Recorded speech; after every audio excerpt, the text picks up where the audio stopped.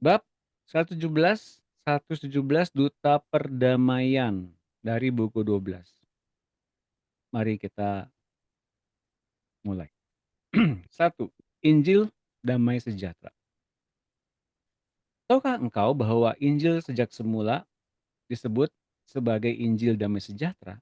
Nah, jadi eh, Injil sejak semula, Injil itu apa sih? Injil itu sesuatu yang Allah inginkan untuk akhirnya berdamai dengan seluruh ciptaan Tuhan. Itu Injil. Dan Injil yang dinyatakan oleh Tuhan Yesus itu sejak awalnya disebut sebagai Injil Damai Sejahtera. Ini ayatnya. Roma 10 ayat 15. Silakan Ibu Fatmida tolong dibaca.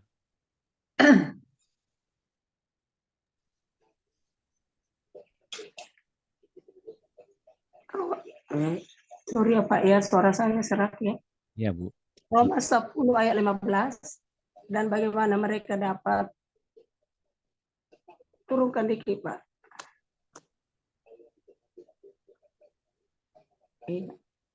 Dan bagaimana mereka dapat memberitakan, enggak kelihatan Pak, enggak kelihatan. Enggak, ke bawah, ke bawah. Ke bawah Pak.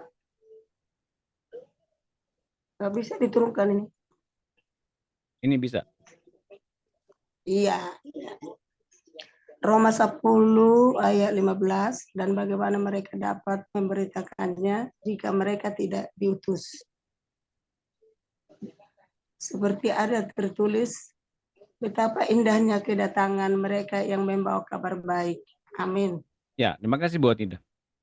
Jadi Yes. Injil Damai Sejahtera ini muncul di ayat ini. Tapi kan ini enggak tulisnya Injil Damai Sejahtera, Pak. Nah, lihat ini. Dalam bahasa Inggrisnya ya.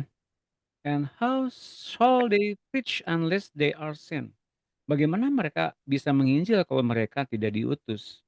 As it is written, seperti yang tertulis, betapa indahnya kabar baik, betapa indahnya langkah-langkah mereka yang mengabarkan Injil damai sejahtera, Gospel of Peace, itu ya, ayatnya muncul di situ ternyata, Gospel of Peace. Jadi Injil yang disebutkan di sini sejak awalnya adalah Injil damai sejahtera. Dikatakan lagi dalam Efesus 6:15. Silakan Ibu Dina. Efesus, berapa? 6. Betul. Efesus 6 ayat 15. Yes. Kakimu berkasihkan kerelaan untuk memberitakan Injil damai sejahtera. Ya, Injil damai sejahtera. Jadi apa maksudnya? Injil disebutkan sebagai Injil damai sejahtera. Siapakah yang ingin memberikan damai sejahtera? Kita semua ingin mendapatkan damai sejahtera. Tapi ada sang sang apa ya? Sang pemberi damai sejahtera itu yang ia berikan dalam wujud Injil. Siapakah yang memberikannya? Mari kita lihat ya. Arti sebenarnya adalah bahwa aku mengirimkan hamba-hambaku untuk menyebarkan berita damai sejahtera ini kepada semua orang dan bahkan kepada semua makhluk agar mereka berdamai kembali denganku. Jadi ini sudah sudah kita mengerti ya, sang pemberi damai sejahtera, sang pemberi inisiatif untuk berdamai itu siapa? Allah sendiri. Siapa objeknya? Semua orang bahkan semua makhluk agar berdamai kembali dengan Allah. Seharusnya tidak ada lagi ketegangan dan persengketaan di antara orang-orang milikku lagi. Semuanya hamba, semuanya hamba loh ya. Semua yang dipakai untuk menyatakan Injil itu hamba-hambanya dia, hamba-hambanya Allah. Tapi banyak ketegangan di antara para hamba-hamba ini mengapa? Karena masing-masing mereka mungkin mempunyai satu egosentris, kepentingan diri sendiri, bahkan membenarkan diri sendiri dibanding kemudian, menyalahkan diri sendiri, ya. Dan lebih senang mereka mengkritik orang lain dan membenarkan diri mereka di hadapan orang-orang. Oke? Seharusnya tidak ada lagi ketegangan dan persengketaan di antara orang-orang milikku lagi. Sebaliknya kasih yang saling melindungi dalam rangka membawa damai sejahtera ini kepada sekalian makhluk di alam roh. Nah, sampai sini teman-teman, bahwa Allah menghendaki adanya pendamaian di antara dia dengan seluruh makhluk ciptaan Tuhan, ya. Seluruh makhluk bukan cuma manusia. Nah, banyak orang ketika diberitakan begini, orang-orang bilang begini, "Orang yang hidup-hidup aja masih banyak yang belum benar ini tentang makhluk di alam roh." Yaitu pikiran manusia duniawi yang semata-mata untuk kepentingan diri pribadi saja dan hal-hal yang duniawi.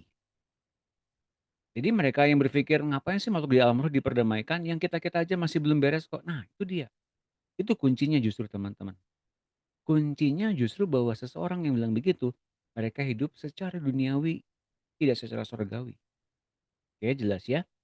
Damai sejahtera adalah sarana yang menghubungkan umatku satu sama lain. Nah, ciri mereka yang mempunyai kepribadian atau karakter ilahi atau karakter Allah dalam diri mereka adalah mereka mempunyai damai sejahtera di antara hamba-hambanya, di antara sesama manusia.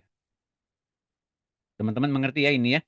Mereka yang berdamai sejahtera, melakukan pendamaian, tidak ribut, bersengketa, atau kemudian berselisih paham dengan orang lain, pengennya berdamai terus meskipun tidak ada kata yang, apa namanya, bisa mengakomodir masing-masing pendapat benar dua-duanya gitu, tapi mereka tidak langsung bersinggungan satu dengan yang lain, saling menyindir satu dengan yang lain, saling mengkritik satu dengan yang lain, tapi mereka mempunyai satu dengan yang lain diikat oleh damai sejahtera dan ini memang Allah yang mengerjakannya. Ingat teman-teman ini yang dari Allah. Yang bukan dari Allah, bertengkar terus, mentingin diri sendiri terus, biasanya begitu ya. Nah, perjuanganmu melawan roh-roh jahat yang banyak kali mencelakakan hidupmu selama ini, telah sedikit banyak menciptakan juga ketegangan-ketegangan di antara para hambaku, anak.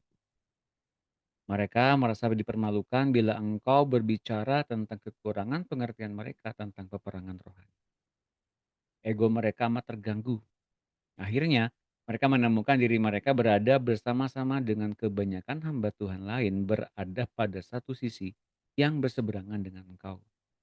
Keadaan ini telah mengakibatkan engkau menjadi terpojok.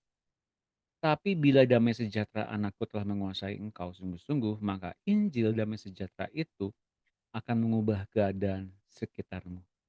Orang-orang akan mulai mencari jalan untuk bergabung dengan engkau. Anakku, beritakan Injil damai sejahtera saja ke dalam setiap hati orang dan berita ini seterusnya akan tersebar menjangkau semua orang. Maka orang-orang yang semula menjadi musuhmu juga akan kubawa mendekat padamu. Jadi tugas kita sebagai hamba Tuhan apa? Mengabarkan Injil damai sejahtera bahwa Allah hendak ingin berdamai. Enggak pengen ribut dengan siapapun bahkan mencari keributan di antara hamba-hamba Tuhan yang lain. Isinya tentang isi hati Allah saja, ya.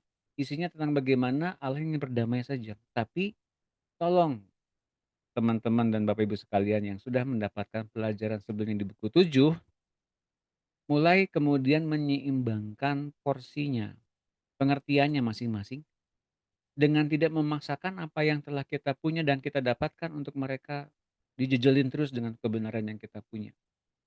Mereka pun punya keterbatasan atau ketidakmengertian akan satu hal itu. Tapi jangan kita paksakan dulu. Toh masih banyak pengajaran di RTM, teman-teman, yang begitu memberkati banyak orang, ya. Di antaranya apa? Cloning Yesus. Di antaranya apa? Mendengarkan suara Tuhan. Di antaranya apa?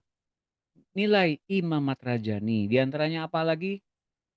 Eee, Bagaimana kemudian kita bisa dikuduskan oleh Roh Kudus dengan dipimpin oleh Roh Kudus. Itu pengajaran RTM yang banyak memberkati banyak orang, teman-teman ya. Jadi tentang bagaimana memperdamaikan roh-roh jahat kepada Allah, ini perlu kita seimbangkan kembali pengertian ini di hadapan banyak orang. Hanya kepada mereka yang kita doakan saja kita bisa lakukan ini. Tapi kepada orang-orang yang ingin berdebat, jangan kita lakukan perdebatan.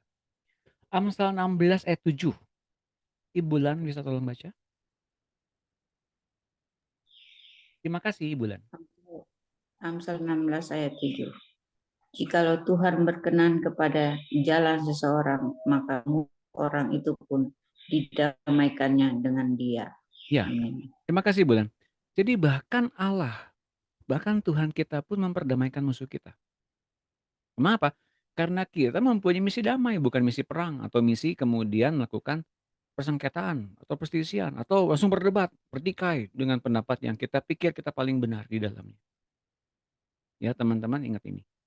Tidak penting siapa yang paling benar ya di antara setiap kita, tapi yang paling penting rencana Tuhan tergenapi atas kita semua. Tugasmu sekarang adalah mempersiapkan suatu umat yang taat kepadaku dan membuat mereka menjadi utusan-utusan Injil damai sejahtera.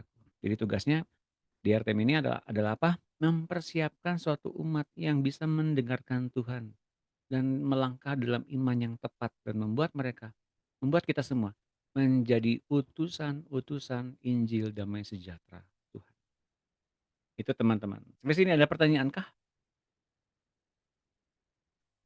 Yang baru bergabung selamat bergabung Pak Jeff, siapa lagi Ibu Emy, siapa lagi Ibu Yohana, Bu Yunike selamat bergabung. Tidak ada pertanyaan ya, saya lanjutkan. 2, damai sejahtera Yesus. Nah, baru kita perdalam ya. Allah kan memberikan kepada setiap hamba-hambanya Injil damai sejahtera yang mesti diberikan kepada banyak makhluk. Nah, sekarang siapakah yang mempertamirkan pertama kali? Yesus. Mari kita lihat ya. Selama ini engkau telah mengenal kebenaran yang amat penting tentang air yang hidup. Dan mulai melihat kebenaran ini meluas kemana-mana bukan? Sekarang aku hendak membukakan bagimu kebenaran yang lain yakni tentang damai sejahtera. Sehingga engkau akan juga dapat menguasai dunia materi. Dan sama seperti air yang hidup. Damai sejahteraku ini akan tersebar luas. Air hidup mungkin banyak orang belum mengerti, tapi sejak mengerti banyak orang, maka semua orang bisa menikmati air hidup yang memancar keluar. Karena yang memancarkan keluar adalah Tuhan Yesus dan yang mengaktifkannya adalah Roh Kudus. Jadi bersama-sama ya. Nah tapi kalau kemudian damai sejahtera ini banyak orang belum mendapatkannya. Mengapa? Karena ini yang menjadi landasannya. Bagaimana ternyata ini dipersiapkan oleh Allah sebelumnya dalam diri Yesus. Dan kalau kemudian ini banyak ditolak banyak orang, pada dasarnya mereka menolak kasih Yesus. Tapi benarkah demikian? Mari kita lihat ya. Lukas 24 ayat 19. Silakan dibaca Bu Yunike.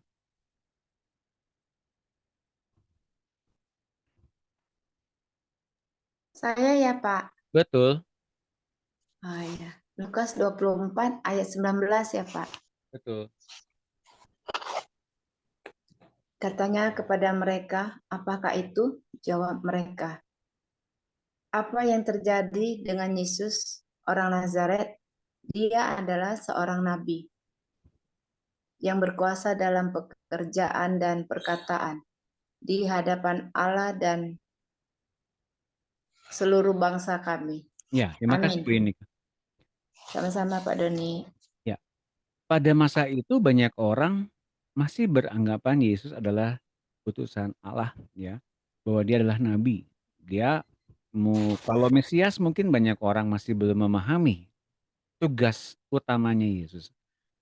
Misi utamanya Yesus di muka bumi ini. Mungkin banyak orang yang masih belum paham tentang hal ini kecuali murid-muridnya dan itu pun baru dibukakan oleh Roh Kudus ketika mereka menerima baptisan api. Nah, ini dikatakan di sini bahwa ia adalah seorang nabi. Itu kesaksian orang-orang kebanyakan tentang siapa Yesus yang berkuasa dalam pekerjaan dan perkataan di hadapan Allah dan seluruh bangsa kami. Bahwa Yesus adalah seorang nabi yang berkuasa dalam pekerjaan dan perkataan di hadapan Allah. Ini sama sekali belum ada orang seperti begini. Kecuali mungkin disamakan dengan Yohanes Pembaptis. Tapi mereka mengetahui bahwa Yohanes Pembaptis itu belum pernah melakukan mujizat apapun. Hanya membaptis orang saja. Jadi ketika munculnya Yesus mereka bisa mengetahui. Standarnya nabi berarti ya. Ini kan dari sorga nih, dari utusan Tuhan. Berarti dia seorang nabi nih yang berkuasa dalam perkataan dan dalam pekerjaan dan perkataan di hadapan Allah. Nah, jadi ini standarnya seperti begitu. Tapi ini benar apa enggak? Berkuasanya betul, dalam pekerjaannya betul, dan perkataannya betul, di hadapan Allahnya betul. Dan betul-betul memanifestasikan mujizat yang dahsyat untuk bangsa-bangsa Yahudi di masa itu. Dan mari kita lihat penjelasannya. Engkau tahu bahwa tubuh manusia berasal dari tanah liat dan diubahkan hanya dengan firman yang mengandung nafas kehidupan. Tubuh manusia berasal dari tanah liat, ya. Diberikan diberikan roh, maka setiap manusia itu memiliki sebetulnya nafas dari Tuhan. Nah, tapi lihat nanti ya, hidup anakku telah mengubah tanah liat itu menjadi daging. Jadi tanah liat itu bukan lagi tanah liat yang fana, tapi menjadi hidup karena ada nafas kehidupan, ada firman Tuhan di situ. Jadilah firman itu mengubah tanah liat itu menjadi hidup karena bernafas, mempunyai nyawa dalam tubuh manusia ini. Tapi ketika roh itu meninggalkan tubuhnya, ya, roh siapa? Roh Tuhan, kemuliaan Tuhan sejak Adam, maka ia berubah menjadi tanah kembali, akan mati dan mengalami maut. Semua manusia akan mengalami kematian dan mengalami maut. Dan kalau mau diteruskan, semua manusia akan dihakimi dan binasa. Semuanya sama. Itu akan menjadi hal yang natural. Benar teman-teman seperti begitu ya ayatnya ya. Semua manusia dihakimi dan binasa. Oke? Semua manusia tuh. Tapi tentu tidak ketika seseorang yang menerima Yesus. Tapi nanti saya akan perlihatkan secara jelas. Lihat ini. Tapi ketika roh itu meninggalkan tubuhnya, ia berubah menjadi tanah kembali. Jadi kondisi tubuh manusia akan berubah sesuai dengan kondisi roh di dalamnya. Roh Tuhan apakah ada dalamnya? Apakah keluar dari dalam orang itu? Apakah roh Tuhan memerintah di dalam diri orang itu? Ya, pertanyaannya ya. Sejak racun buah dari pohon pengetahuan baik dan jahat mengendalikan pikiran manusia, ia telah menciptakan banyak pikiran negatif. Dari pohon pengetahuan baik dan jahat itu menimbulkan atau menciptakan banyak pikiran negatif. Dan manusia dibuat seperti itu oleh setan yang ingin membunuh manusia demi kepentingan mereka sendiri. Iblis menciptakan begitu banyak penderitaan dalam kehidupan manusia. Begitu besar penderitaan itu sehingga membuat mereka muak dan menghujat namaku di bumi. Ya, merekanya siapa? Manusia. Karena penderitaan itu mereka muak dan menghujat nama Tuhan di bumi. Pikiran negatif itu membuat manusia berada di bawah kutukan yang semakin dalam yang mengakibatkan segala kerusakan organ tubuh mereka. Karena akibat adanya roh yang berganti, roh pikiran yang berganti dari pikiran Tuhan hingga kemudian pikiran yang negatif, ada makian, ada umpatan, ada hujatan, ada cemoohan, maka kemudian itu mengakibatkan adanya apa? Kerusakan di dalam diri manusia, organ tubuh. Karena organ tubuh kemudian di bawah kendali rasa takut mereka sendiri. Dan dengan demikian lalu mengundang lebih banyak roh-roh jahat masuk ke dalam diri mereka sendiri yang mengakibatkan sakit dan kerusakan tubuh mereka. Nah, teman-teman tolong dicek ya. Kapan kita merasakan takut? Kapan kita merasakan khawatir? Kapan kita merasakan cemas? Kapan merasa bimbang? Kapan merasa kita ini masih banyak yang perlu dibereskan? Kapan kita ngerasa nggak layak? Kapan rasanya kita punya pikiran yang negatif, nggak pernah beres-beres? Ketika kita punya pikiran yang begitu, maka tubuh akan menerima dampaknya yang dahsyat. Entah itu sakit pinggang, entah itu sakit leher, entah itu sakit kepala, entah itu migrain, entah itu vertigo, entah itu tensi naik, entah itu kolesterol naik, entah itu trigliserida naik, entah itu asam urat naik, entah itu ada serangan jantung, entah itu ada pembuluh darah yang bengkak, ada yang kemudian mampet, ada yang stroke, ada yang setengah badan mati, teman-teman. Dari sini asalnya. Ternyata. Tolong dicek ya. Perkataan-perkataan seperti jangan takut, jangan khawatir. Oke.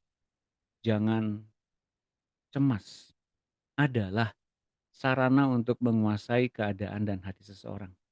menyingkirkan roh-roh takut, cemas, dan khawatir. Karena kalau kemudian kita ditangkap, diperangkap, ditawan oleh roh takut, cemas, dan khawatir, maka kemudian tubuh pun akan menerima dampaknya dengan luar biasa. Maka dikatakan dalam Lukas 12 ayat 32, ini perkataan Tuhan Yesus. Silakan Ibu Helvi, tolong dibaca. Ada Bu Helvi?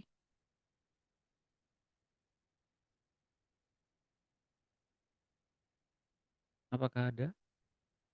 Mungkin masih di jalan ya Bu Helvi ya. Oke, saya minta Pak Jeff. Pak Jeff, ada Pak Jeff?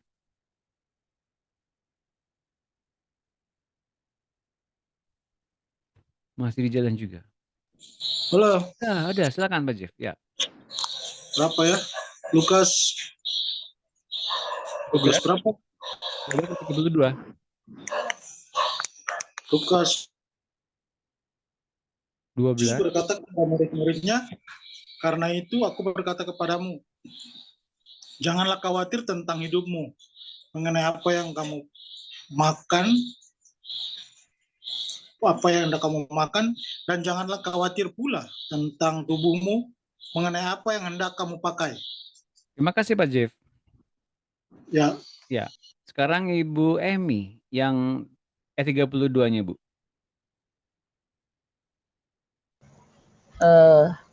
Ayat 32, Betul.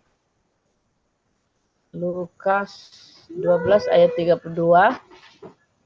Janganlah takut, hai kamu kawanan kecil, karena Bapakmu telah berkenan memberikan kamu kerajaan itu.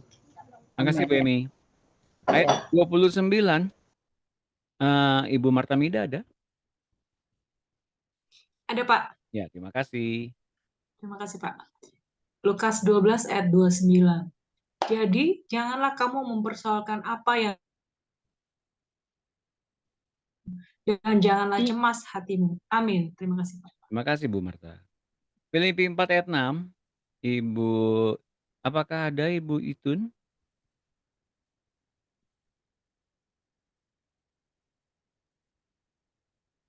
Masih belum bisa. Oke, kembali ke apa? Ada. Bu Leni, silakan Bu. Ada Pak, Terima kasih Bu Leni. sama-sama. Filipi 4 ayat 6. Janganlah hendaknya kamu khawatir tentang apapun juga, tetapi nyatakanlah dalam segala hal keinginanmu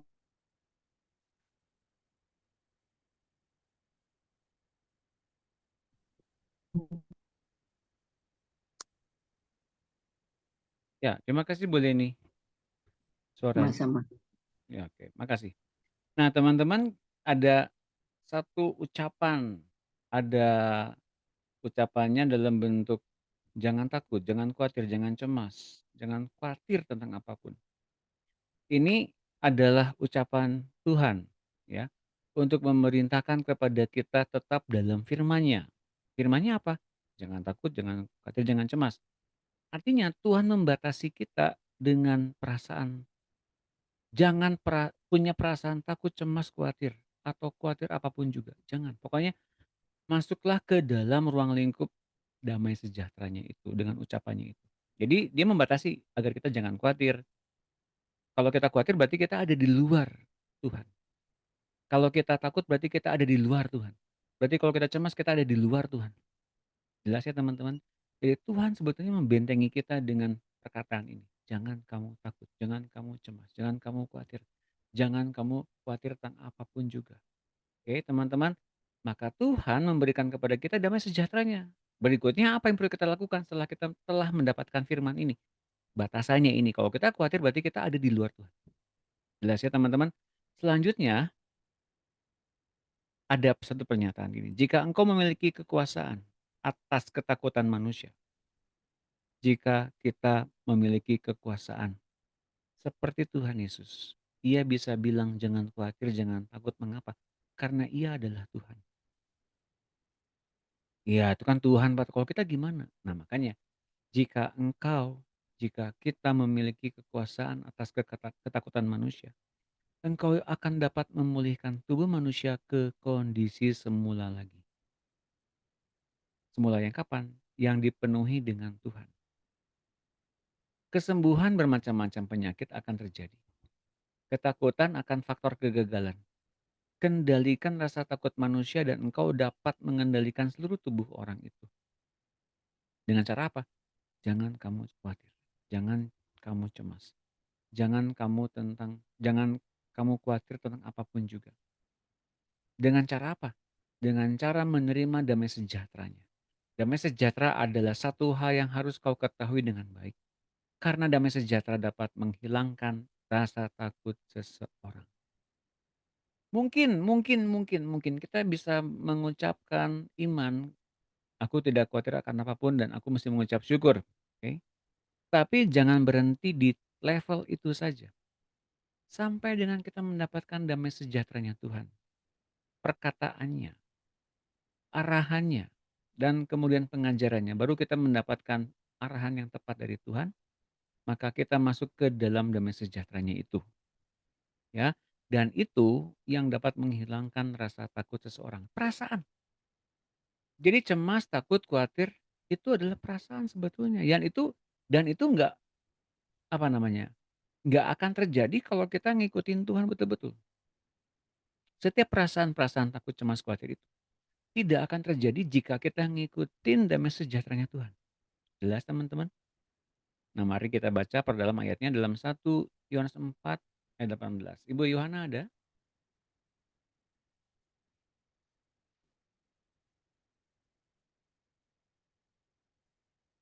Adakah Ibu Yohana? Belum ada ya? Ibu Hevi ada?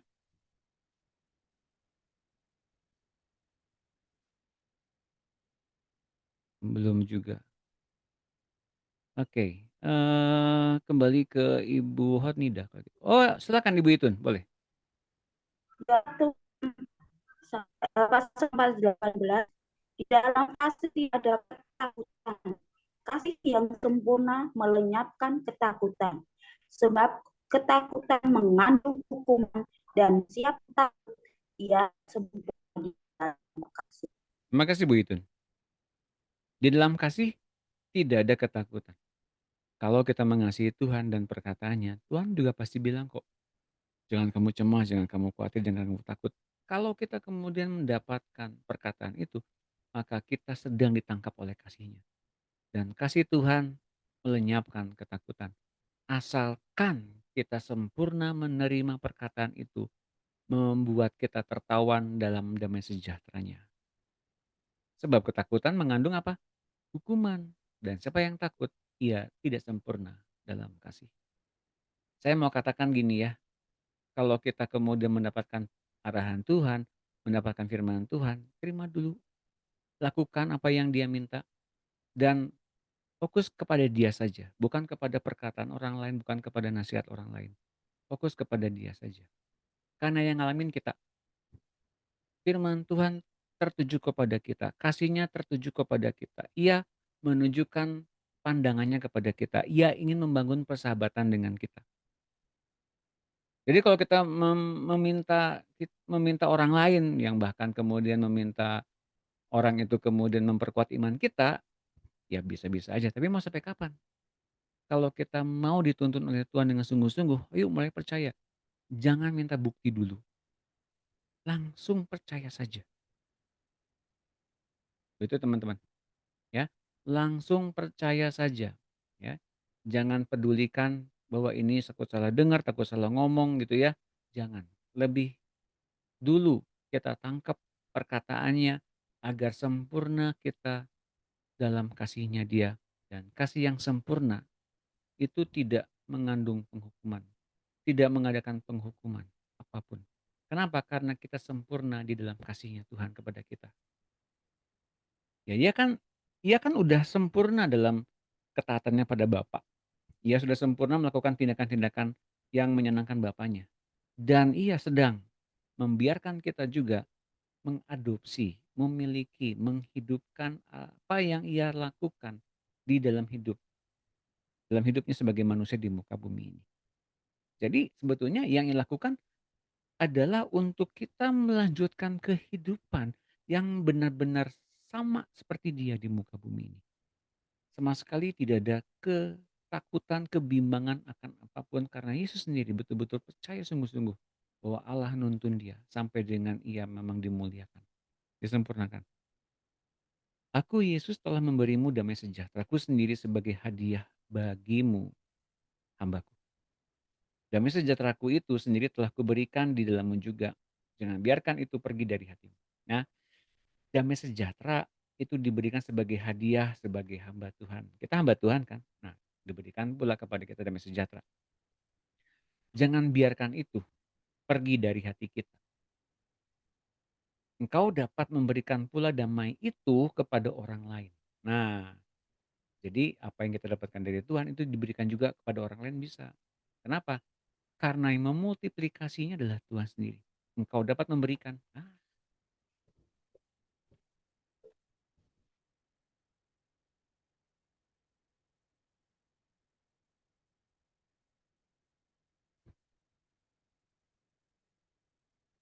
Sinyal sebentar. Tunggu sebentar ya.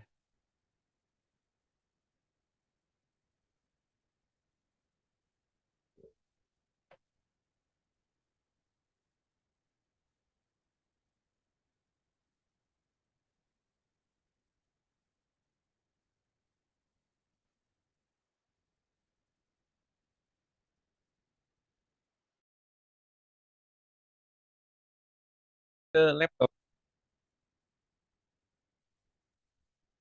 Sampai di mana tadi? Maafkan teman-teman sinyalnya bermasalah lagi. Tapi mudah-mudahan supaya nanti tidak bermasalah lagi ya, tidak bermasalah lagi. Nah, jadi damai sejahtera ini diberikan sebagai hadiah kepada setiap hamba Tuhan. Dan damai sejahtera ini bisa diberikan juga kepada orang lain, bisa diimpartasikan tanpa kekurangan damai itu sedikit pun. Kelimpahan hidup yang telah kita dapatkan dari Tuhan itu diberikan kepada orang lain. Damai itu dapat diberikan sebagai salinan, kopi sebagai bentuk salinan kepada orang lain, tapi engkau tidak pernah kehilangan damaimu sendiri. Mengapa? Karena kita sudah mengalaminya bersama-sama dengan Tuhan dan itu merupakan satu bentuk pikiran memori yang nggak bisa diganggu gugat oleh orang lain. Itu sumber kebenaran yang kita langsung dapatkan dari Tuhan. Jadi teman-teman, kalau kesaksian pribadi yang dapatnya dari Tuhan, itu apakah bisa dibagikan? Bisa. Sampai dengan orang itu ngalamin Tuhan langsung. Tapi banyak orang yang keberatan dengan ini karena apa? Kalau kesaksian jangan sampai menjadi pengajaran bagi orang lain. Tapi sebetulnya yang terjadi adalah kalau kita kemudian mendapatkan damai sejahtera, lawatan Tuhan seperti itu, maka kita bisa memberikannya kepada orang lain tanpa kita kekurangan sedikit pun damai sejahtera Tuhan yang kita dapatkan dari Tuhan sendiri. Mengapa? Karena memang yang menghidupkan perkataan, pengajaran itu hidup. Bagi orang lain, itu yang menghidupkannya adalah Tuhan sendiri. Itu yang terjadi teman-teman. Kan?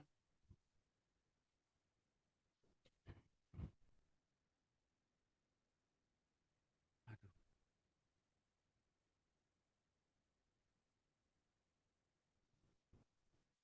Pun.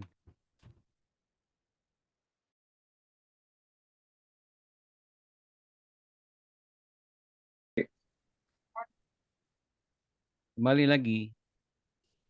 Mohon maaf ya, ini mungkin sinyalnya saling berebutan menjelang proklamasi 17 Agustus 45. Oke, kita lanjutkan ya. Tanpa kita kekurangan damai sejahtera dari Tuhan, mengapa? Karena kita memiliki memori yang indah bersama-sama dengan Tuhan dan Tuhan pasti tidak akan mengecewakan kita. Betul teman-teman ya? Nah, jangan sampai kita takut kekurangan damai sejahtera karena kita sesungguhnya adalah satu bentuk kehidupan yang telah Tuhan pilih untuk mengimpartasikan kehidupannya kepada banyak orang. Lihat ya, lihat perdamaian adalah senjata pertama yang akan kau hancurkan, akan kau luncurkan bila engkau berhadapan dengan sekelompok manusia. Jadi hal pertama yang memberkati orang-orang adalah apa? Damai sejahtera, pendamaian. bukan urapan. Jadi bukan urapan, bukan kesaktian tertentu, tapi apa? Damai sejahtera, perdamaian. Bahwa mereka yang tadinya berpikir jauh dari Tuhan, jauh dari Allah, mereka rasa tidak layak, kemudian mereka mendapatkan impartasi kehidupan mereka, mereka dilayakkan, mereka diampuni, mereka diperhatikan oleh sorga, oleh Allah. Perdamaian adalah senjata pertama yang akan kau luncurkan bila engkau berhadapan dengan sekelompok manusia. Itu sumber kebenarannya. Biarlah damai sejahtera menjadi tuan rumah yang diam di rumahmu, menghibur orang lain, menyembuhkan orang lain. Biarlah damai sejahteraku menguasaimu, engkau semua hamba-hamba. Jadi hari pertama, ketika kita mendapatkan Injil dari siapapun, pastikan yang terjadi dalam hidup kita, kita beroleh damai sejahtera. Kalau kita mendapatkan satu motivasi, mendapatkan satu teguran, mendapatkan satu bentuk ajaran, esensinya apa? Damai sejahtera. Esensinya apa? Bahwa Allah hendak ingin berdamai dengan kita. Jelas teman-teman, itu intinya, esensinya ya, ingat. Bukan sesuatu yang menyenangkan pikiran kita, bukan yang menyenangkan keinginan kita. Oh, berarti benar nih. Tapi esensinya apa? Damai sejahtera Tuhan yang membuat kita akhirnya bisa bergaul karib dengan Tuhan. Ini kunci bagaimana Heno dan Elia mengalahkan kematian dan maut. Oke, sampai sini teman-teman. Nanti saya perlihatkan dulu gambarnya. Oh, mari kita lihat gambarnya ya.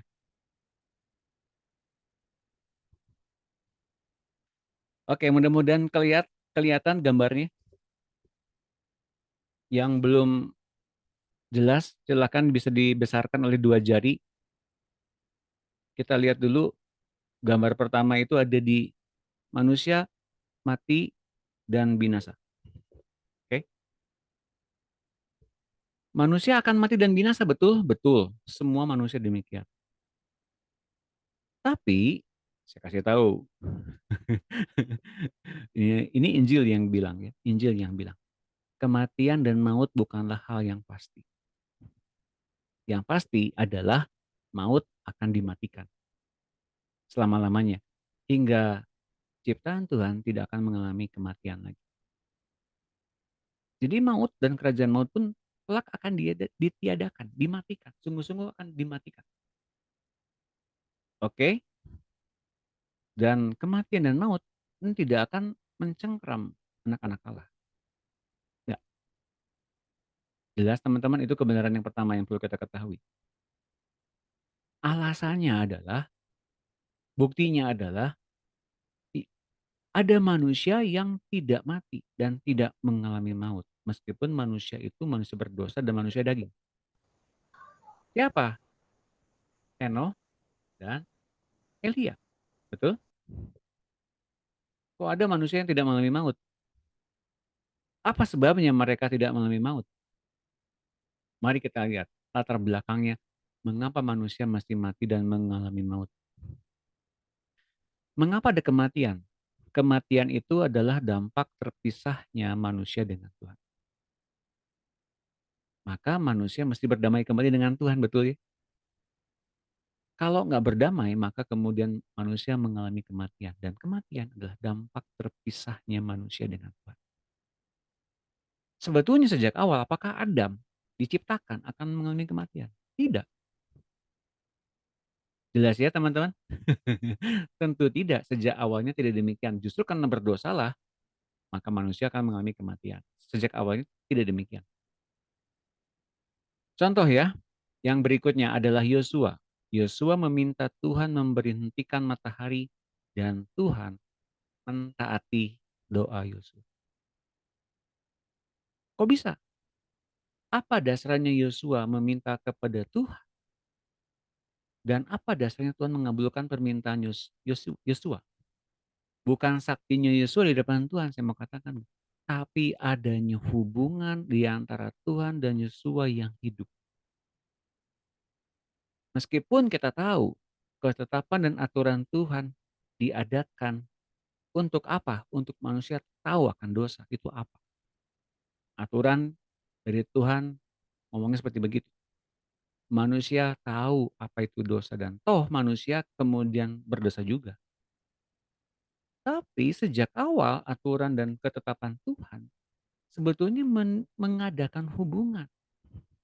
Dan Yosua dengan berdoa seperti begitu, ternyata Tuhan mau melaksanakan keinginannya Yosua. Tanpa Tuhan menurunkan standar kebenarannya, standar kekudusannya, dengan ia mendengarkan manusia yang berdosa itu. Sebetulnya yang menjadi pangkal utamanya, Yosua berhubungan baik dengan Tuhan. Yosua mengalami damai sejahtera dengan Tuhan. Nah, kuncinya dari perjanjian lama dan perjanjian baru, ternyata kuncinya ini. Mengapa Yosua dekat dengan Tuhan? Mengapa Henoh dan Elia tidak mengalami kematian? Yuk bangun hubungan kasih dengan Tuhan dan sesama. Itu desain awalnya. Itulah makna yang terutama dari hukum Taurat.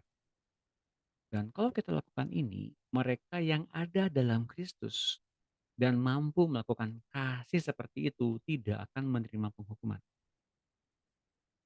Jelas teman-teman?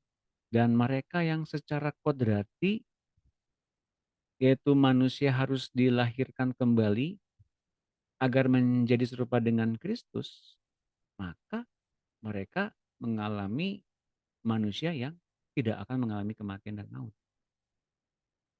Bila tidak, maka manusia akan mengalami kematian dan binasa. Jadi siklus ini sebetulnya kita bisa mengerti ya, yang menjadi patokannya apa?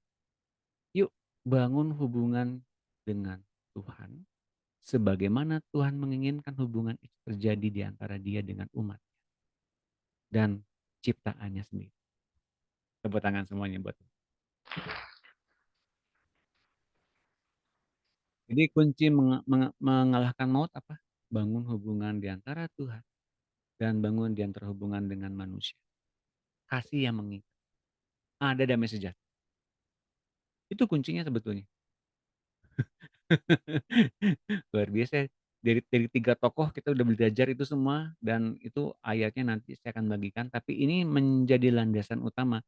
Apa artinya damai sejahtera dengan Tuhan? Nah, mari kita perdalam ya. Dari yang tadi kita barusan dapatkan gambarnya, perdalam di sini. Yohanes 14 ayat 27. Kembali ke Bu Hotnida. Yohanes 14 ayat 27. Damai sejahtera kutinggalkan bagimu, damai sejahtera kuberikan kepadamu. Dan apa yang kuberikan tidak seperti yang diberikan oleh dunia padamu. Janganlah gelisah dan gentar hatimu. Ya, terima kasih Bu Hotnida. Cepat sembuh ya. Amin. Udah ya? Iya, betul-betul. Sekarang bagian saya. Cepat sembuh ya, Bu. Ya. Damai sejahtera kutinggalkan bagimu. Apa yang diberikan kepadamu enggak sama seperti apa yang telah dunia diberikan kepadamu. Janganlah gelisah dan gentar hatimu. Dengan kita memiliki damai sejahtera dari Tuhan, bahwa kita kemudian memperoleh kekuatan agar kita enggak jadi gelisah dan gentar.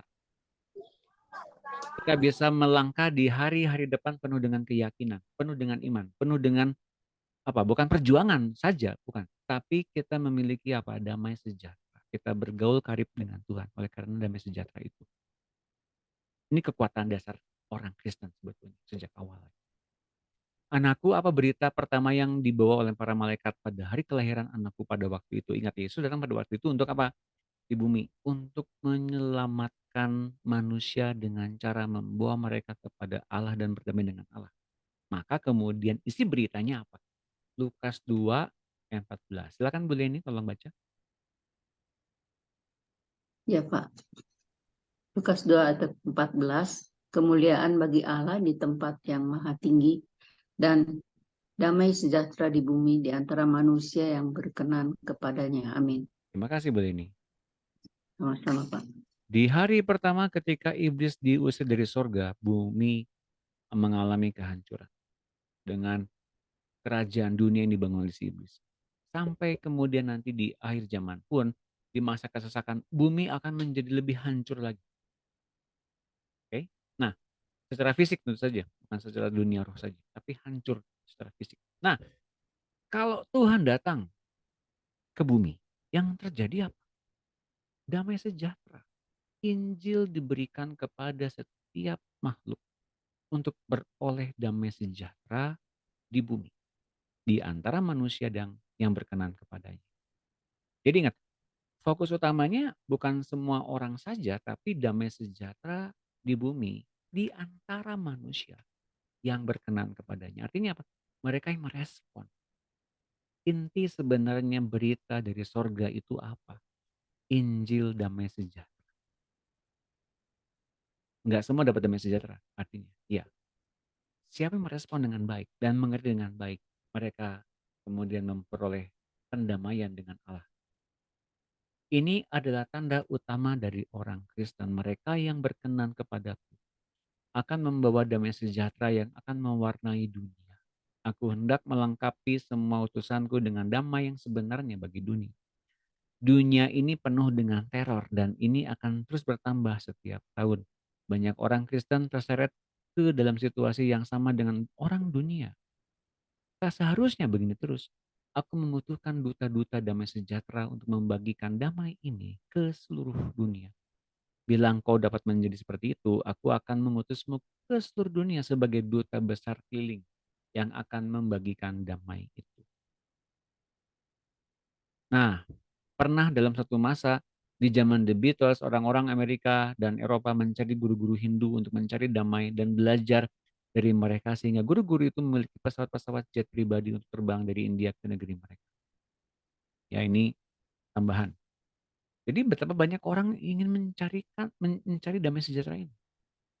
Ini istilah sorga damai sejahtera. Tapi yang mereka cari apa? Peace, damai. Damai dengan Tuhan nggak?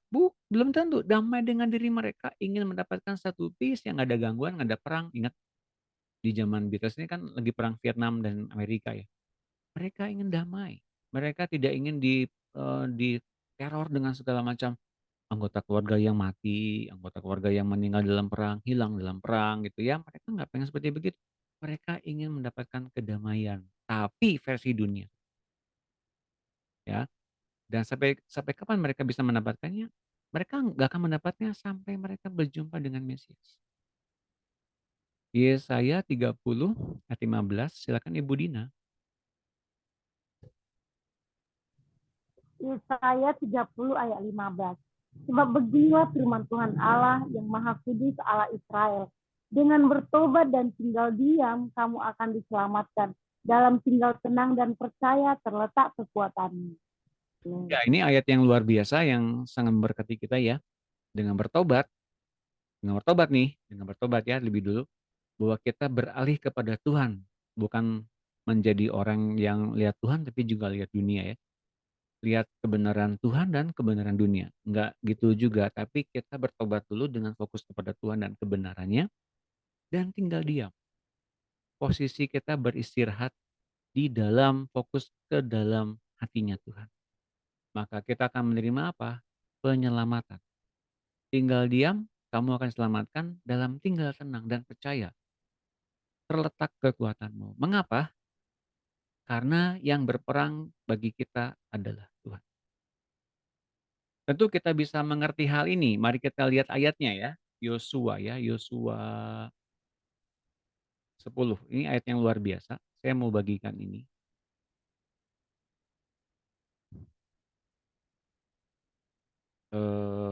Amori. Ayalon.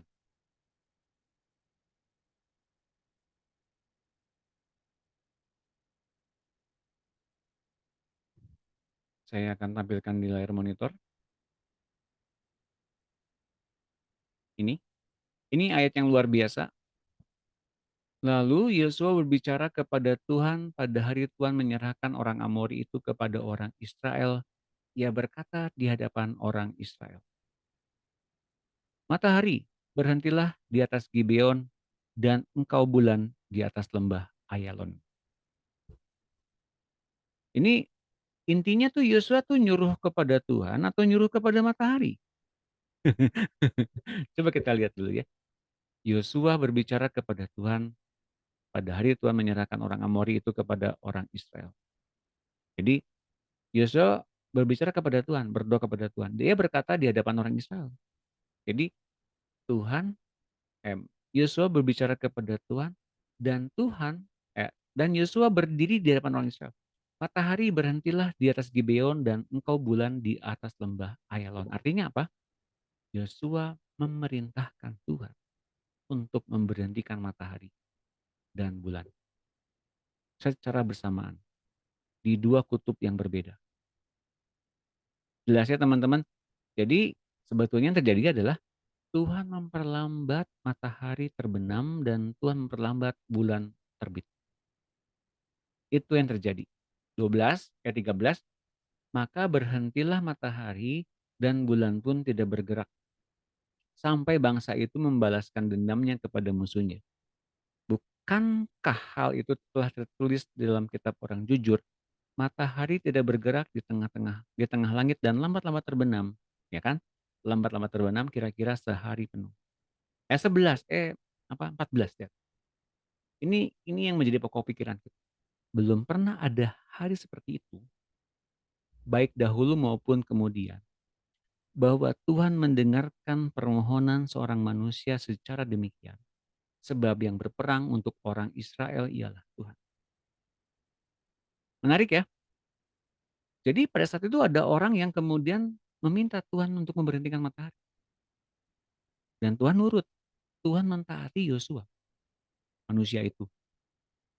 Dan tidak ada lagi yang demikian. Kita bilang demikian. Jadi nggak ada orang yang demikian, nggak ada orang yang mau praktek kah? Nggak ada orang yang sedekat Yosua kah? Nggak ada orang yang diperkenankan seperti Yosua kah? Maka kemudian tidak ada lagi yang seperti begitu? Tentu saja kita tahu konteksnya adalah tidak ada lagi manusia yang menyuruh Tuhan memberhentikan matahari dan bulan dengan alasan yang jelas. Seperti Yosua mengungkapkan kepada Tuhan dengan alasan yang jelas. Dan alasannya yang jelas itu adalah apa? Karena memang Tuhan ingin memunahkan kelima bangsa Amori. Itu yang Tuhan sejak awal inginkan. Karena bangsa Amori kejahatannya sudah nggak bisa lagi diampuni oleh Tuhan. Ingat perkataan Tuhan kepada Abraham, keturunan Abraham yang keempat akan masuk ke dalam tanah perjanjian setelah kejahatan bangsa Amori sudah genap. Artinya apa? Kejahatan bangsa Amori sudah nggak bisa diampuni lagi. Maka kemudian mereka layak untuk mati. Jadi permohonan Yosua itu selaras, sebangun dengan apa yang Tuhan ingin. Sampai dengan hari ini nggak ada orang seperti begitu tuh. Sampai serunut itu dengan Tuhan. Saya mau katakan ya, sampai dengan hadirnya Yesus yang hadir di dalam hati kita dan kita mesti punya ketepatan waktu, ketepatan pikiran, ketepatan misi dan visi Tuhan dalam hati kita. Maka kemudian kita bisa melakukan apa yang Yosua lakukan. Asal kita mempunyai hubungan yang sedekat itu dengan Tuhan. Tepuk tangan semuanya.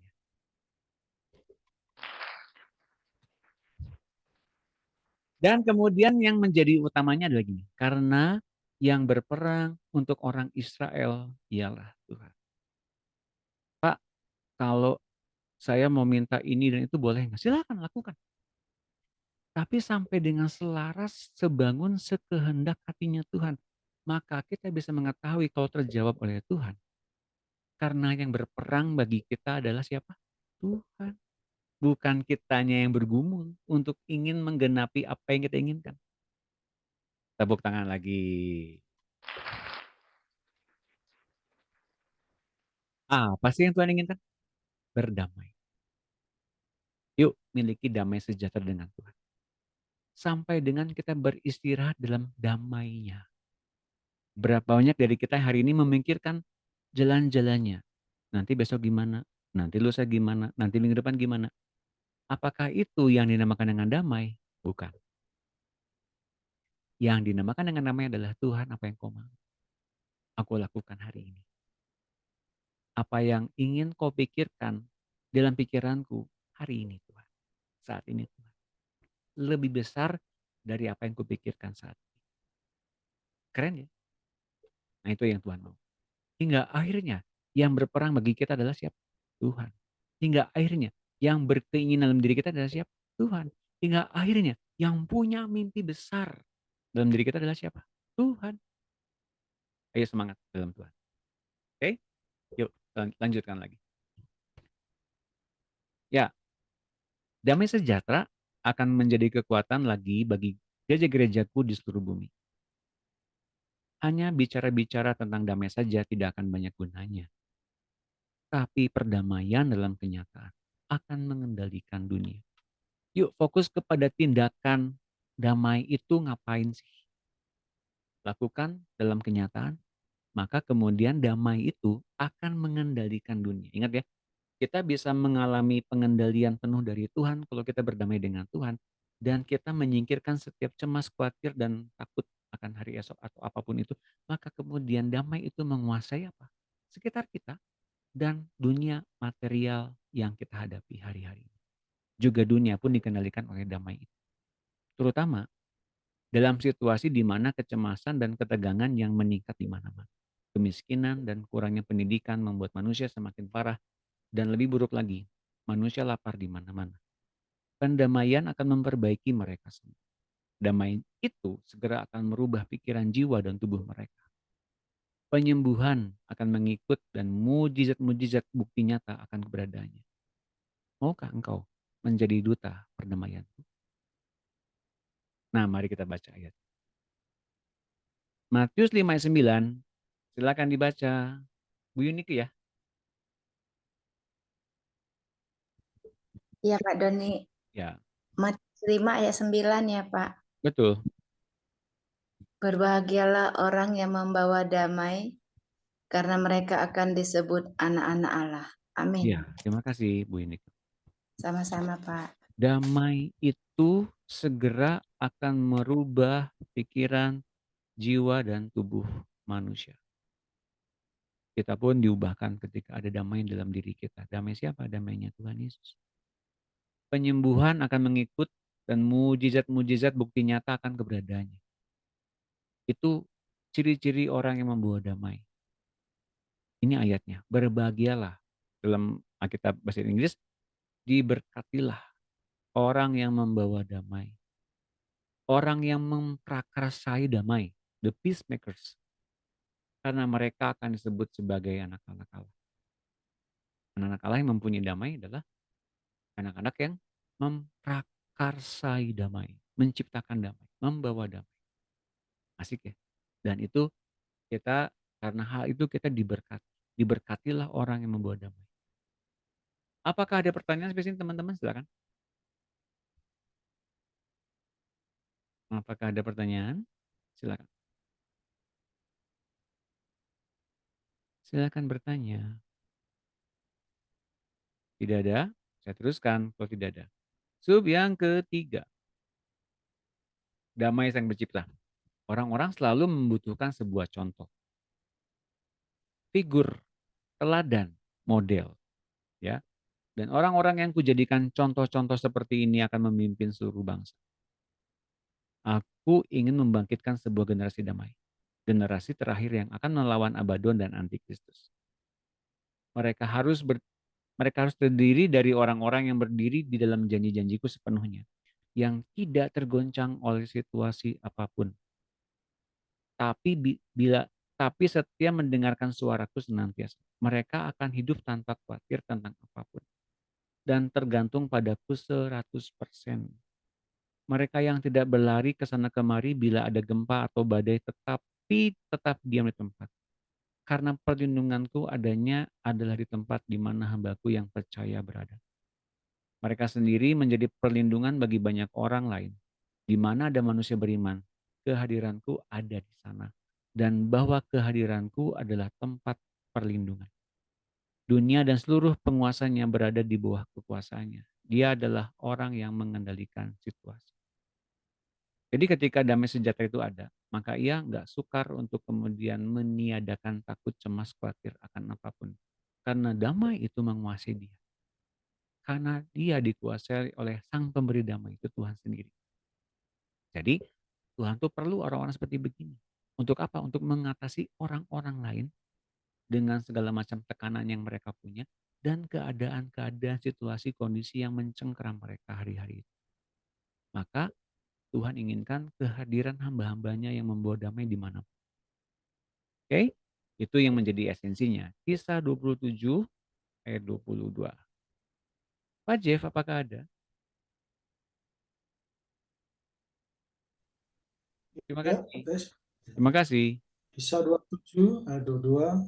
Tetapi sekarang juga dalam kesukaran ini aku menasihatkan kamu supaya kamu tetap bersemangat. Sebab tidak seorang pun di antara kamu yang akan binasa, kecuali kapal ini. 23.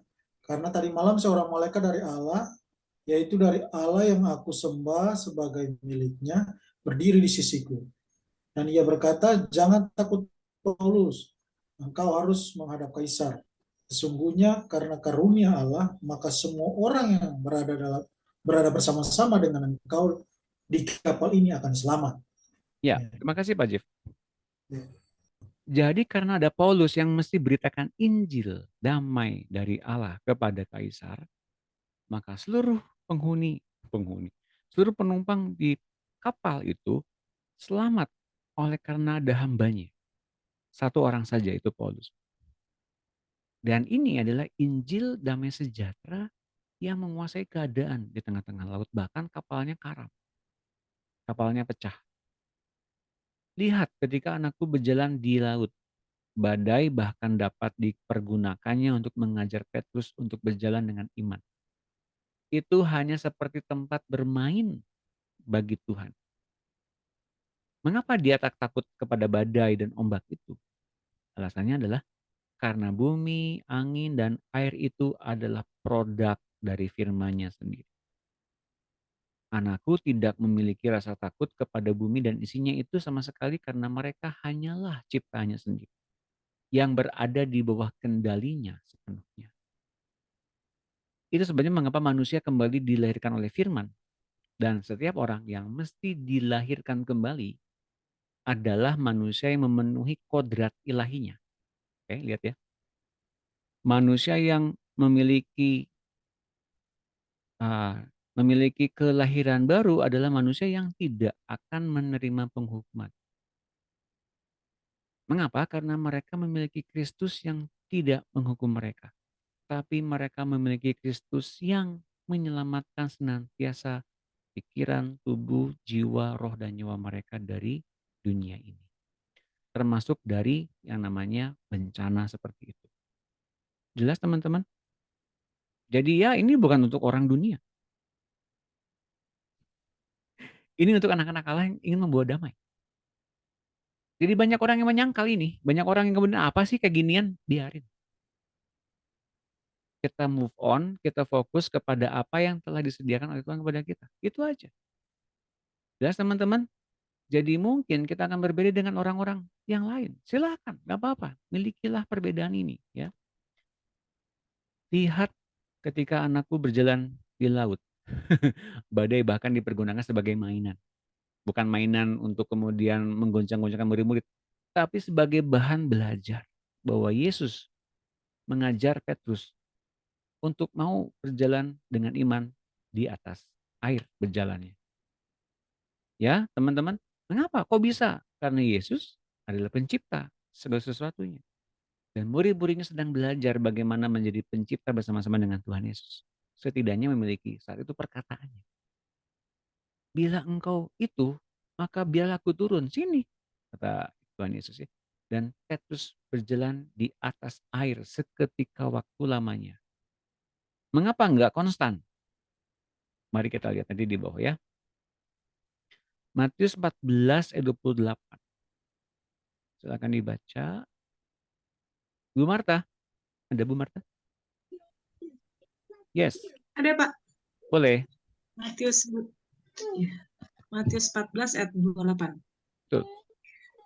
Lalu Petrus berseru dan menjawab dia, Tuhan, apabila engkau itu, suruhlah aku datang kepadamu berjalan di atas air. Kata Yesus, datanglah. Maka Petrus turun dari perahu dan berjalan di atas air mendapatkan Yesus. Amin. Ya, makasih Bu Marta. Siapakah di antara manusia di dalam Bible, di Alkitab, yang pernah berjalan di atas air? Siapa? Hanya Petrus. Apakah ada yang lain? Nggak ada. Siapakah, siapakah di antara tokoh-tokoh di Alkitab yang kemudian bisa menurunkan api dari langit? Elia, nggak ada lagi yang lain. Siapakah kemudian tokoh dalam Alkitab yang menyembuhkan penyakit seseorang dengan bayangannya? Tidak ada yang lain selain Petrus. Apa makna dari ketiga contoh itu? Saya mau katakan dengan jelas begini, teman-teman. Dengerin apa yang saya bilang. Yuk, mari bangun hubungan dengan Tuhan sedemikian sehingga kita menjadi orang-orang yang bersama dengan damai sejahtera Tuhan mencatatkan bersama-sama dengan Tuhan pelaku mujizat pertama kali yang tercatat dalam sejarah iman kekristenan. Tepuk tangan semuanya. Ya kan? Saya pernah bilang, jangan takut untuk menuliskan ilham yang kita dapatkan dari Tuhan. Mungkin rahasia ini adalah orang yang pertama kali yang dapat adalah kita. Tuhan membukakannya bagi kita. Tapi kita takut salah. Itu yang menyebabkan kita takut. Takut salah. Takut dicemooh sama orang lain. Takut dipermalukan orang lain. Dan itu merugikan iman kita. Saya mau bangun sekali lagi ya. Yuk milikilah damai sejahtera dengan Tuhan. Maka kita bersama-sama dengan Tuhan sesuai dengan janjinya, kita akan bisa melakukan pekerjaan-pekerjaan yang jauh lebih besar dari apa yang Tuhan kerjakan. Karena Tuhan lebih dulu menghidupkannya dalam diri kita dan Ia memasuki tubuh kita, hidup kita, roh kita penuh. Dan Ia mengerjakannya dengan unik secara pribadi lewat tubuh kita masing-masing. Tepuk tangan lagi. Jadi lakukan pertama kali mujizat-mujizat ini bersama-sama dengan Tuhan, ya. Lihat Petrus hanya karena menyadari kebesaran mana tadi? Lihat Petrus hanya karena menyadari kebesaran anakku, sementara memandangnya maka air tenggelam di bawahnya. Seperti kekhawatiran, ketakutan akan tenggelam itu tidak ada lagi karena dia sekarang menjadi, tanda kutip ya, penguasa alam semesta bersama dengan Tuhan dengan praktek dia mengalahkan hukum gravitasi. Hukum yang menentang berat jenis seseorang. Dan ia mengendalikan seluruhnya dengan pikirannya ada di atas air, tidak tenggelam. Bahkan ia tidak perlu berenang, ia berjalan di atas air. Tapi ketika ia kehilangan kesadaran itu, kesadaran ia bersama-sama dengan Tuhan dan damai sejahteranya sebagai pencipta bersama-sama dengan Tuhan, sejenak karena merasakan tiupan angin, ia tenggelam di bawah air. Kira-kira apa yang dipikirkannya saat itu ketika kemudian ia rasakan tiupan angin? Cilaka. Waduh, aku di atas air nih. Jangan-jangan aku lagi berpikiran aneh atau lagi mimpi nih. Jangan-jangan ini bohongan, jangan-jangan ini rekayasa, jangan-jangan. Stop berpikir terlalu jauh. Lakukan hal yang simple. Apa yang sedang Tuhan ajarkan dan kita fokus kepadanya, lakukan hari demi hari, selangkah demi selangkah. Kepastian demi kepastian itu akan kemudian kita bisa nikmati kalau kita fokusnya hanya kepada Tuhan saja. Dan tidak kepada hal yang lain yang menakutkan kita, yang mencemaskan kita, dan yang mengkhawatirkan kita. Jelas teman-teman? Ya, ia tenggelam karena ia kemudian rasanya dia lagi dalam keadaan tidak mungkin saya berjalan di atas air. Ternyata anginnya kencang. Waduh, cilaka. Nah, gitu ya. Mari kita lihat ayat berikutnya, Matius 14 ayat 30. Silakan. Oh, Ibu Evi silakan. Boleh. Ya, salam Pak Doni. Shalom, Ibu Evi. Terima kasih. Matius 14 ayat 30 ya Pak Doni. Betul, Bu Evi. Tetapi ketika dirasanya tiupan angin, takutlah ia dan mulai tenggelam, lalu berteriak, Tuhan, tolonglah aku. Makasih, Bu Evi. Ya, terima kasih Pak Doni. Ketika ia ada di kapal dan ia melihat Tuhan, ia mulai mencoba untuk berjalan di atas air dan Tuhan menyuruhnya untuk berjalan, menghampirinya. Dan ia berjalan di atas air. Alkitab mengatakan demikian, itu bukan bohongan, kebetulan. Seketika ia berjalan, ia punya perasaan yang kemudian perasaan itu diakibatkan dari tiupan angin. Perasaan apa itu? Saya percaya ia mengalami ketakutan. Maka Alkitab mengatakan ketika dirasanya tiupan angin, takutlah ia. Damai sejahtera yang ia punya ketika fokus kepada Tuhan Yesus hilang karena ada perasaan takut. Saya ulangi sekali lagi. Damai sejahtera ketika kita melihat dan fokus kepada Tuhan, firman-Nya, pikirannya, yang kita dapat dipemuri dan semuanya blank, hilang ketika kita punya perasaan masuk lagi untuk diperangkap dengan ketakutan. Saya mau katakan gini, dari mana ketakutan ini muncul? Petrus merasakan ketakutan ketika dirasanya tiupan angin. Coba cek indera jasmani kita. Dari mana ketakutan itu muncul? Apakah dari kita lihat HP? Apakah kita dengar dari orang lain? Apakah kita dengar selentingan dari orang lain? Apakah itu muncul dari hati kita? Jangan-jangan gitu ya. Gimana kalau gini, gimana kalau gitu, gimana kalau gini, gimana kalau gitu, gimana kalau gini, gimana kalau gitu, gimana kalau gini, gimana kalau gitu. Kalau kemudian kita hanya mentingin perasaan kita saja, maka kita mudah dikendalikan oleh takut, cemas, khawatir. Firman yang kita punya itu hilang. Fokusnya kepada Tuhan hilang. Tapi ketika fokus kepada Tuhan dengan cara kita menyendengkan telinga kita ke firman-Nya, ke keinginannya, fokus kita kepada sorga, intentional kita, kecenderungan hati kita fokusnya kepada menyenangkan Tuhan, saya percaya kita memiliki damai sejahtera yang begitu terlatih hingga kita tidak gampang mendengarkan omongan orang lain. Mendengarkan selentingan kabar. Dengan mudah kita bisa melihat, cek di Google, cek di HP, bener nggak sih seperti begitu? Hingga kita tidak mungkin muncul seperti gini, gimana kalau gini, gimana kalau gitu. Jangan-jangan, jangan-jangan, jangan-jangan, jangan-jangan, jangan-jangan. Itu nggak akan mungkin lagi muncul. Kalau kita benar-benar fokusnya dan kasihnya hanya ke Tuhan saja. Jadi teman-teman sekarang kita udah tahu ya, dari mana munculnya ketakutan? Perasaan. Oke? Ya, Petrus tenggelam karena ia memiliki gambaran Tuhannya sesaat saja. Jadi ia memiliki damai sejahteranya sesaat. Perasaannya belum cukup terlatih untuk stabil bertahan di dalam kesadaran hadirat anakku. Tapi jika sekarang engkau berada dalam persatuan dengan dia, maka kuasanya akan tinggal secara permanen dalam dirimu, anak. Banyak rahasia seperti ini akan kubukakan dan kutunjukkan kepadamu sampai engkau menjadi matang di dalamnya.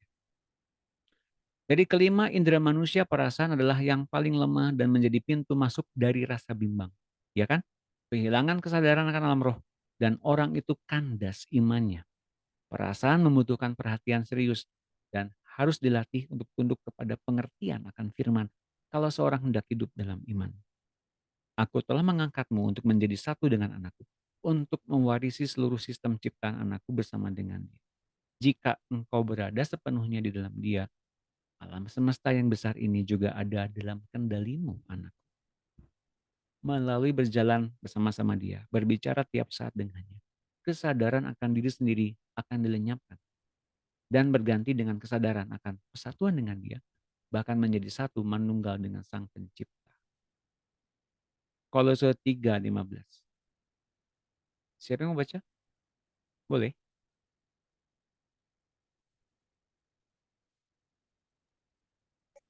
Boleh, silakan. Boleh lagi.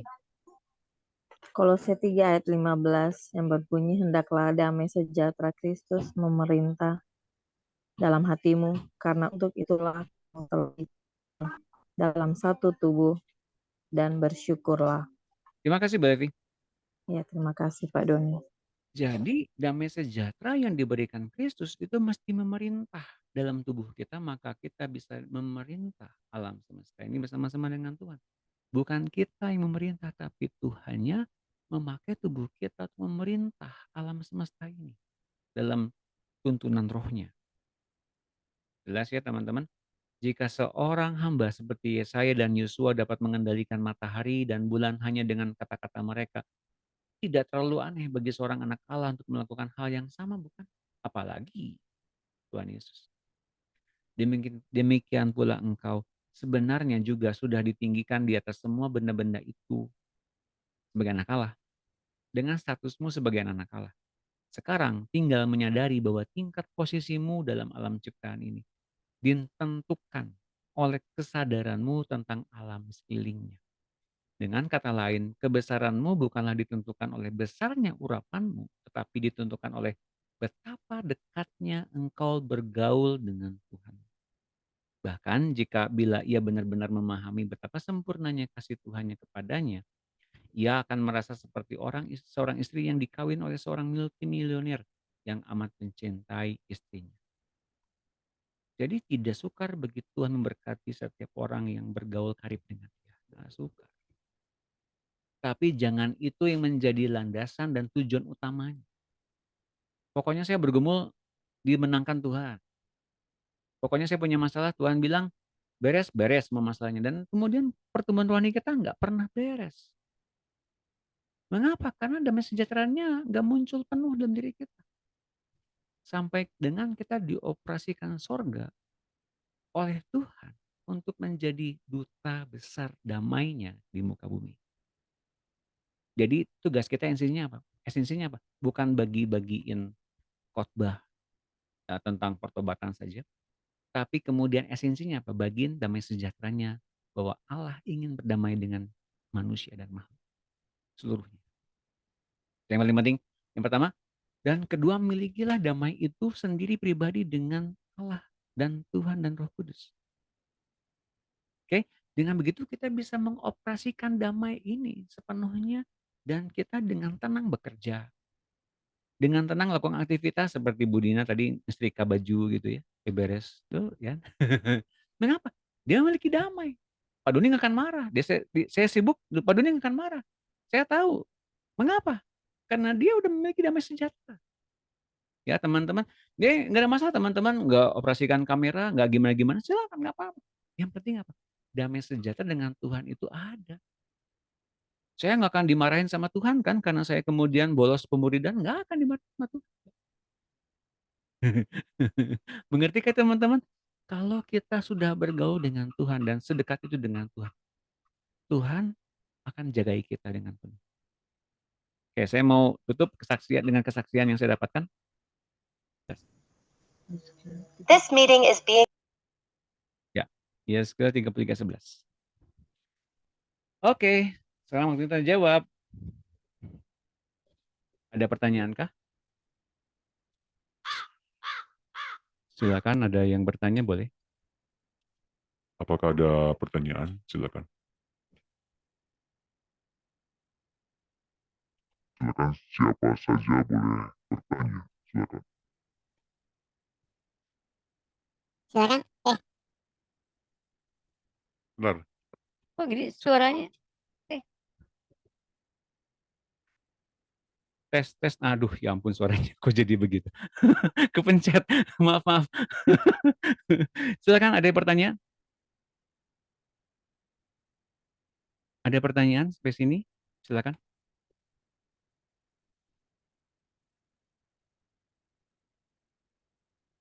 Ya, mimpi begitu beberapa kali itu tuduhan, bisa saja cepat bergaul dengan Tuhan lebih dalam lagi, lebih akrab lagi, dan dia akan berikan kepada kita arti mimpi yang sebenarnya. Oke, teman-teman. Silakan bertanya. Atau sangat jelas? Wow. Nanti saya kalau ada waktu buat menjelaskan ini nanti ya, saya perdalam lagi ya. Dengan kita bisa belajar begini, mengerti ketiga tokoh dalam Alkitab yang pernah melakukan satu hal yang luar biasa, Henoh, Elia, dan Yosua, ternyata kita bisa mengalami berbagai macam hal sekaligus. Terlepas dari kita masih punya pikiran kedagingan. Henoh dan Elia juga punya pikiran begitu loh. Tapi itu semua nggak berarti di mata Tuhan, selama dia bergaul karib dengan Tuhan. Saya masih punya dosa kok, Pak. Iya, semua orang juga tahu itu, tapi kok Hananiah kok bisa mengatasi maut dan kematian gitu loh. Keterbatasan Yosua ada. Dia sempat ditipu sama orang-orang Gibeon, tapi dia bergaul karib dengan Tuhan. Dan kemudian Tuhan mendengarkan atau Tuhan taat kepada perkataan Yosua untuk memberhentikan matahari. Dan dia mau melakukannya. Kok bisa ada yang begitu ya? Nah, saya mau kasih tahu. Betapa lebihnya kita di hari ini ketika kita memiliki Roh Kristus yang ada penuh dalam diri kita dengan damai sejahtera. Lebih dalam lagi, lebih berkuasa lagi, lebih dahsyat lagi yang akan terjadi kelak di kemudian hari. Teman-teman begitu ya. Nggak ada pertanyaan sampai sini teman-teman? Tidak ada, yakin? Oke, kalau tidak ada, puji Tuhan. Nanti kita akan teruskan. Kalau Sabtu ada webinar nggak sih? Biasanya ada webinar, harus. Adakah webinar? Belum ya, belum ada pengumumannya ya? Gideon. Ya, Pak. Ya? Gideon. Oh, Gideon ya, Sabtu ini ya. Jadi kita akan lanjutkan minggu depan kalau begitu. Lebih dalam lagi. Dan saya mau pastikan ini akan lebih mendalam lagi ya. Bagaimana kita memiliki damai sejahtera dengan bergaul karib dengan Tuhan secara mendalam. Nanti kan selanjutnya di hari yang akan datang. Baik, terima kasih Bapak Ibu sekalian sudah hadir. Mari kita tutup pertemuan ini, mari kita berdoa. Haleluya Bapak, terima kasih atas damai sejahtera yang Kau berikan, terutama kalau kami sekarang menjadi anak-Mu, itu adalah rencana-Mu dan kerinduan-Mu yang penuh dalam diri kami hingga kami beroleh hak, beroleh kodrat ilahi untuk kami diselamatkan dari dunia ini. Dan kami beralih kepada pikiran-pikiran sorga, kehidupannya Tuhan Yesus. Setiap rancangan sorga atas kami semua, kami sekarang hidup dalam setiap kebenaran firman-Mu. Dan kami hidup dengan damai sejahtera-Mu, memerintah penuh dalam pikiran, jiwa, dan hidup kami. Hingga kami berfokus kepada setiap apapun yang Kau ucapkan, di mana Kau bertahta. Maka Bapa silakan, seperti apa yang Kau inginkan di sorga, demikian juga Kau inginkan itu terjadi di muka bumi ini, karena kami anak-anak-Mu ini sedang ada di bumi. Jadilah bumi penuh dengan damai sejahtera.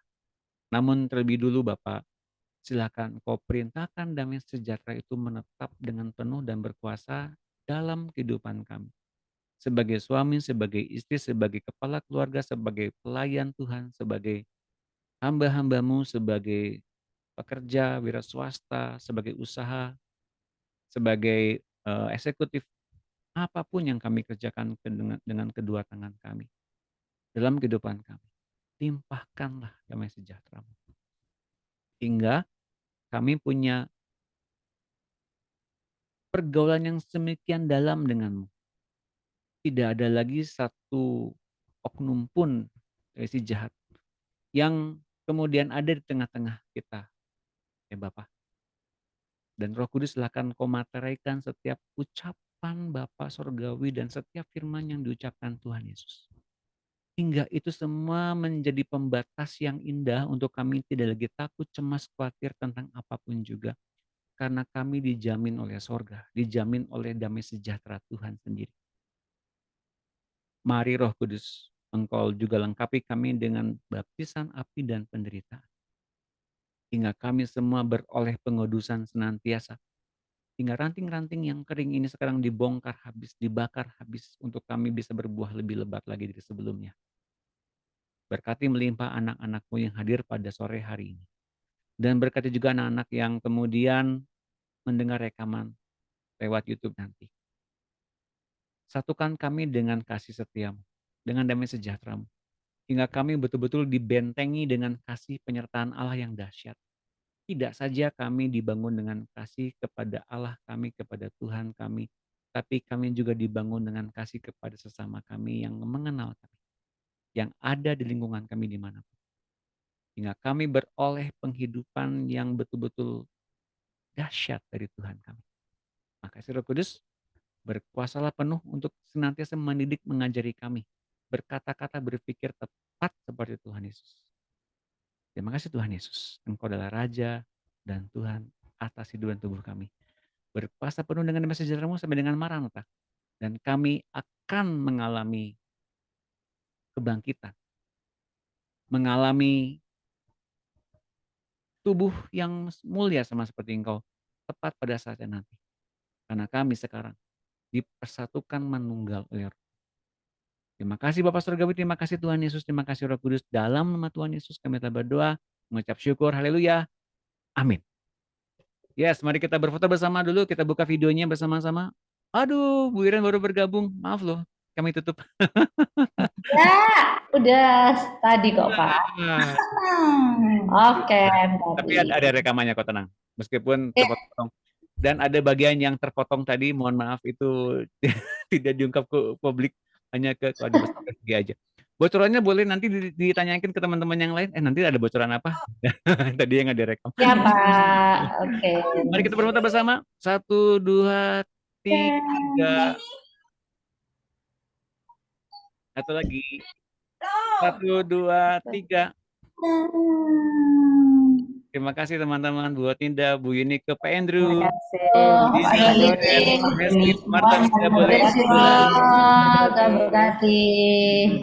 Ibu, Terima kasih Pak Doni. Ibu Leni, juga Bu Yohana, Bu Emi, Bu Itun. Terima kasih Pak Doni. Ibu dari Ambon. Ya, silakan. Ibu, terima kasih. Terima kasih Tuhan berkati. Sampai jumpa nanti di hari yang akan datang, Minggu Rabu yang Terima kasih Pak Doni, Tuhan berkati. berkati. Berkati. Bu Eleni, Bu Eleni, Tuhan berkati.